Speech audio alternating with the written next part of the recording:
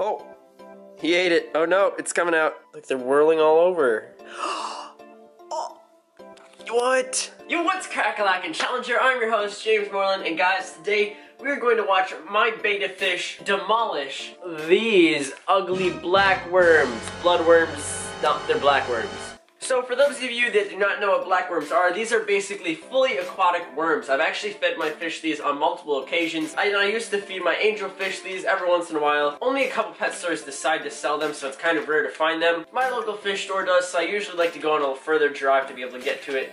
But yeah.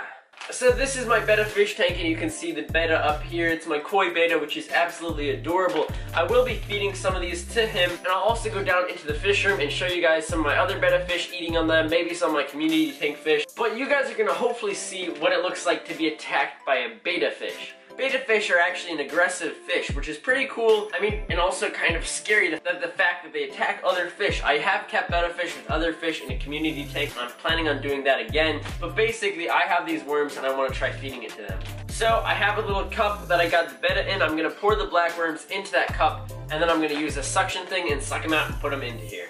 Alright, so let's take off the bag. These things are so disgusting. They clump up together, which makes it absolutely nasty to look at. And then they just shake the bag around and then they get loose. It's kind of weird.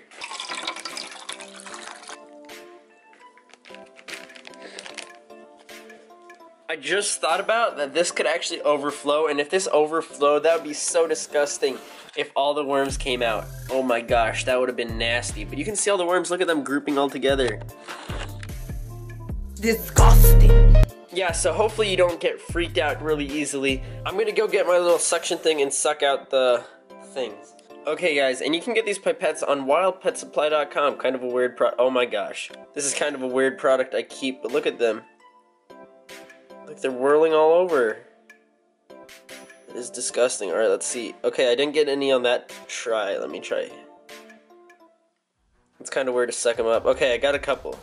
Okay, so you can see them all sucked up inside of the pipette. I'm actually going to just squeeze them out like that, and they're going to come out with the water, and hopefully the betta fish will eat them. I've never fed this betta fish live foods, so here we go. Okay, so he's by them. Okay, there are the worms. Oh snap. Oh snap.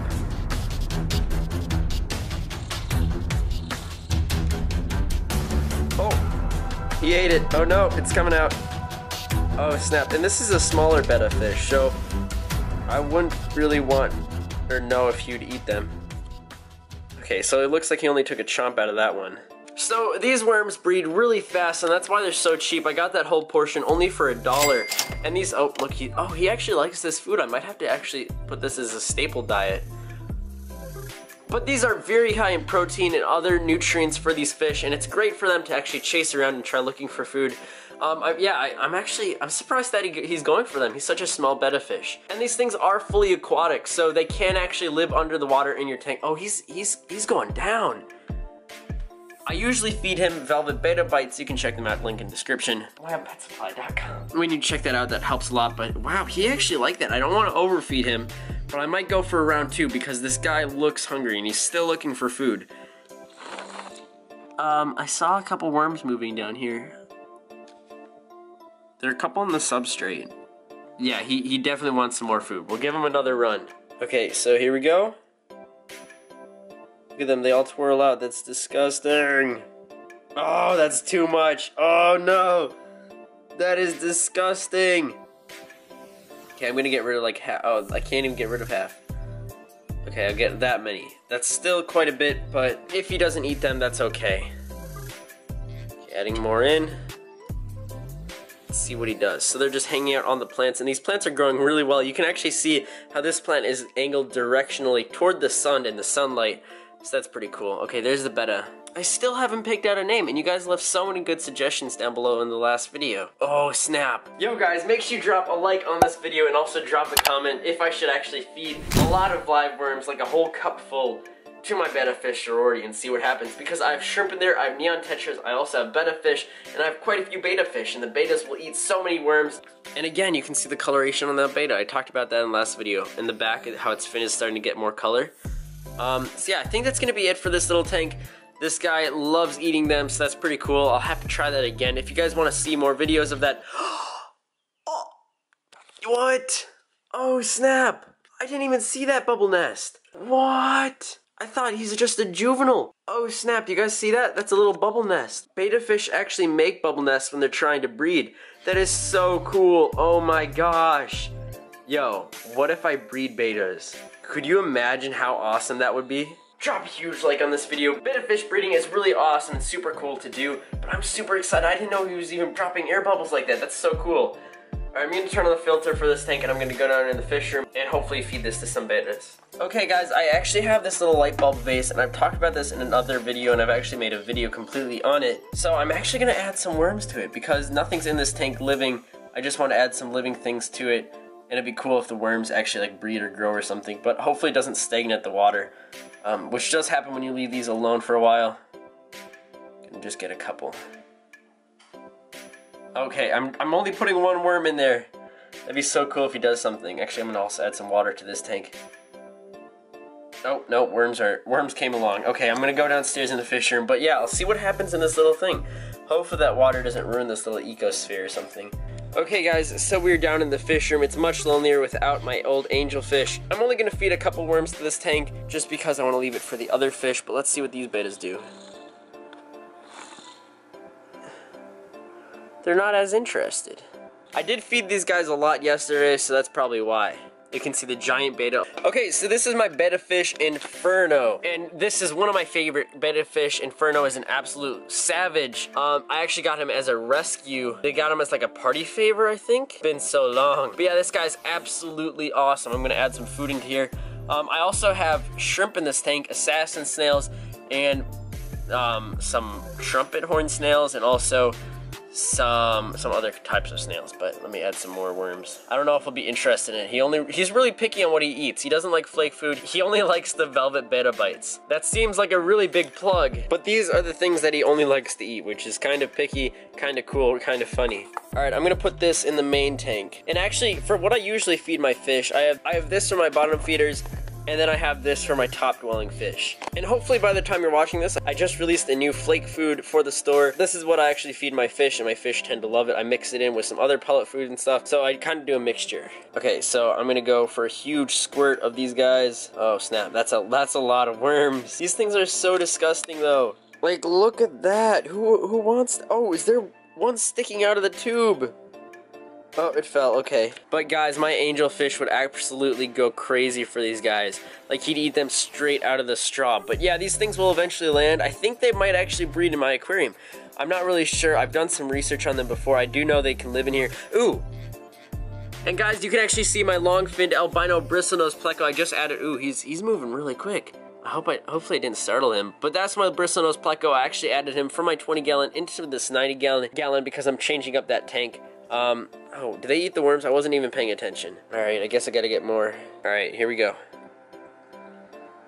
There they go. Oh no, it doesn't look like they're going for it. I do have Coreodoris, and I'm pretty sure they'll eat them. But yeah, I'm actually surprised they're not being sucked up by my filter. I might actually need to get a new filter for this tank. It's not pushing out the water flow necessary for the bio load of some fish that I want to eventually get. So I'll have to look into getting a new one.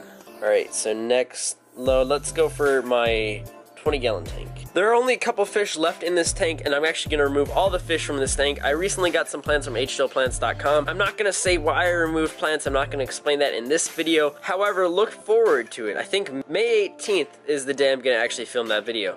So make sure you guys check out for that, but I can't spoil it until then. Nothing is in this tank, and you guys might be like, I used to have my peep over in here. I actually gave that away. So currently I just have snails breeding in this tank. I actually probably should do something with this tank because it is being heated, and it also does have a light. The filter is just a sponge filter. I do have a hang on the back right there. However, I usually don't turn it on because it is such a strong flow. And then this tank. So a lot of people ask about this tank.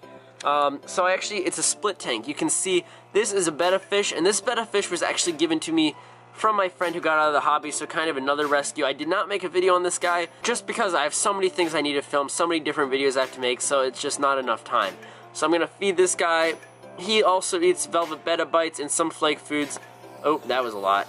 And you may be asking me, why does this tank have writing on it and why does it look so yucky? There are a lot of snails in this tank and they take care of algae. However, this light isn't super bright. Like when I bring the light closer, you can see it's a little clearer, but it does have a brown/greenish tint. The green I think is just from algae, but I have writing on this tank to distract the betta fish. So I read somewhere online that when you draw on the tank, it can actually make the betta fish look outside of the tank, maybe causing aggression or something just to distract them from inside the tank. So it makes them more interested in something else instead of themselves. So they might not fin nip or they might not do anything aggressive. I am planning on doing a whole rescape, getting live plants because this light isn't super strong. I want to get new lights for all my tanks, but the thing is, that stuff costs money. So hopefully eventually I'll do that. I actually want to get like a solid light for both of these tanks. I think that'd be so awesome if I could actually do that. And this tank, you might be asking what's wrong with it. This is like my throwaway tank. This tank is not looking super good for the past couple months.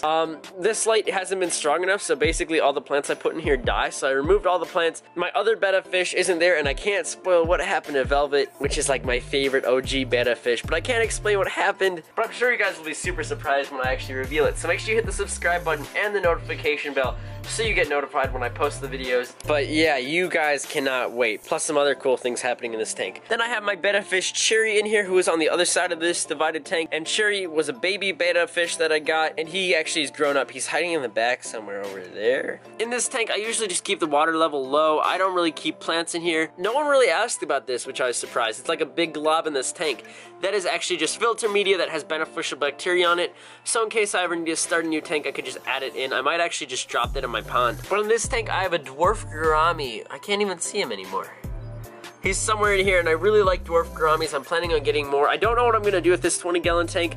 I was just quarantining that dwarf gourami. I can actually add him into the 90-gallon, and I might add some other fish, but I don't know, maybe for a later video. But yeah, I might just have to raise the water level. I don't know if I want to do something in this tank, maybe like tropical tank or maybe like a cool, I don't really know actually. So that was kind of an update on my fish. And this is why I have my water brown. These are called almond leaves, and these release natural chemicals called tannins, and those actually have healing abilities for your fish. And by the way, this is wildpetsupply.com. Link in description, you can get some sponge filters. So I usually like to add this in, especially in this tank with the betta fish I got actually fin nipped a lot.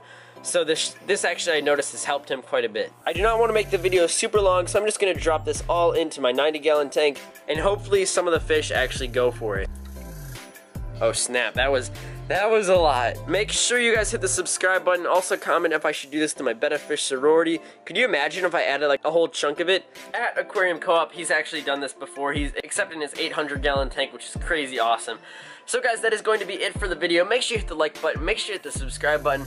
I love every single one of you. You guys are so awesome. You motivate me every single day to make these videos. Huge shout out to everyone that commented in the last video of me giving away my angelfish. I actually want to read a comment that was really great. I used to do like shout outs in every single video with comments. I don't know if I want to do that. I know Paul Cafaro does that, so maybe, I don't know. Comment if I should do that. Comment something really nice. I like to reply to as many comments as I can, but sometimes it gets a lot. And this is coming from Reef Gurr, who's commented on a lot of my videos. First fish we ever had were angelfish, and yes, they are meat. If you want some fish that are docile, active, and peaceful, try silver dollars. I have a school of 6 in my 90-gallon, and I have all kinds of small community fish in that tank. Huge shout out to you. I'm thinking about that. That'd be really cool. So yeah, I mean, angelfish are pretty aggressive, and I did know that going into it, but I just took the risk, and I guess it didn't really pay off. So guys, I will catch you all on the flippy flop. See you all later. I need to get better flags. If you guys send me some flags if you want to.